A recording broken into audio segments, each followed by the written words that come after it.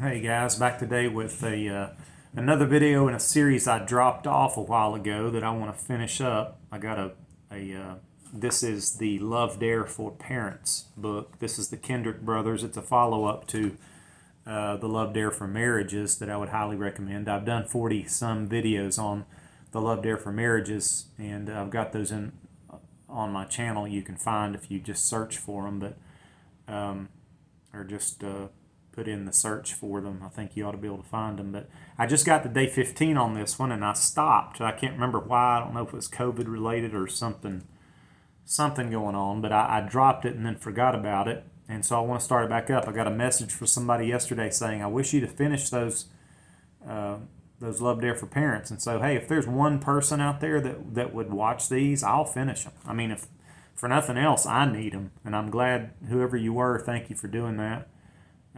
Because I'm reading this and going, man, what I stopped doing this for? This is some really good stuff. So we're going to start out with, this is day 16. I'm picking it back up. Day 16 in the Love Day for Parents. And day 16 is love respects God. The fear of the Lord is the beginning of knowledge. Proverbs 1:7. We teach our children to be careful to avoid oncoming traffic, poisonous snakes, and the shocking combination of an electrical outlet with a butter knife. But there's one appropriate fear that will not only protect them, but actually bring honor and blessing into their lives. It is the reverent fear of God.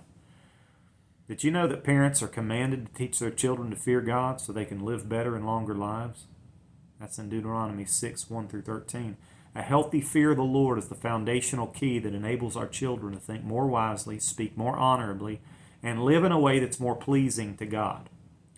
We should echo the invitation of David, who said, "Come, you children, listen to me. I'll teach you the fear of the Lord." That's Psalm 34:11. The fear of the Lord is a deep respect for the one who is all-powerful and completely holy. It's not a cause to flee from God, but rather a greater reason to run to Him and fall on our knees before Him.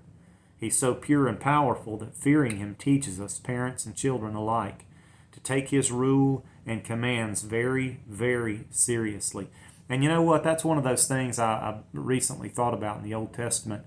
All of the outlandish, all-powerful, incredible things that God did that really did strike the fear of God into the people of Israel. I mean, some of the passages talk about them just being absolutely terrified. Even Moses, just completely terrified.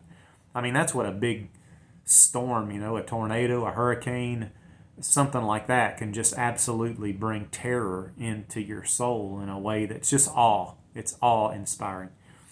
And it's like God is in this predicament because He's like, if my people don't take me seriously, they're going to suffer horrifically.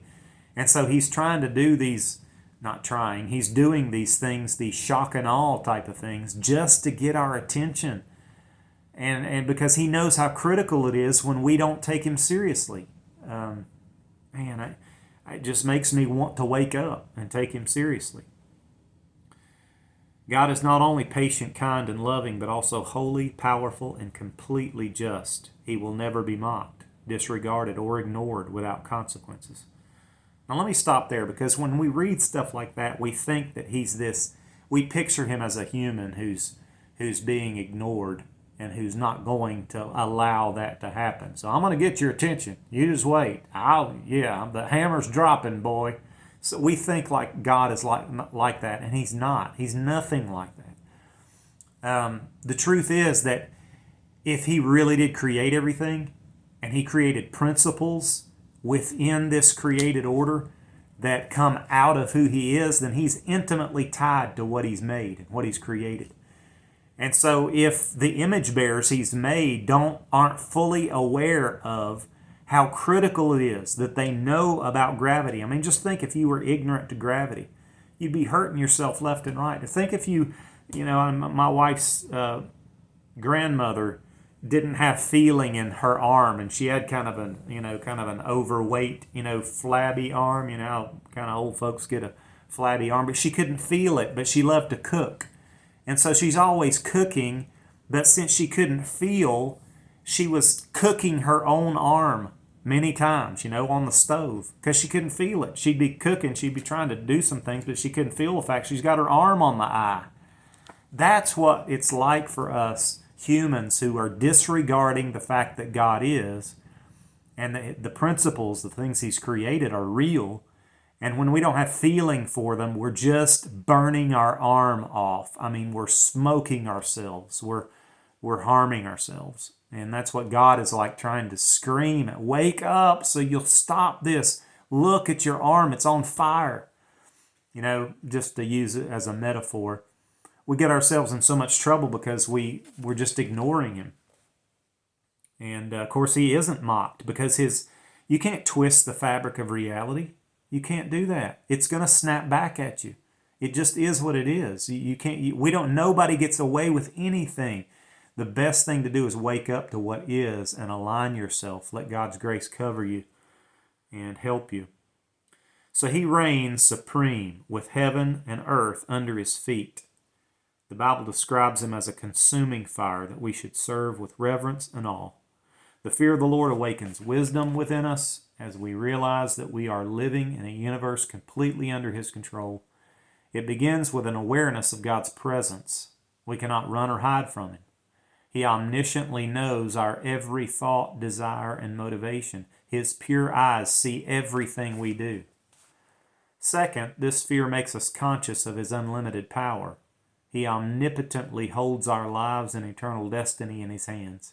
Jesus said, "Do not fear those who kill the body and are unable to kill the soul, but rather fear Him who's able to destroy both soul and body in hell." We must never lose our awe at what His grace has and can save from us, or save us from.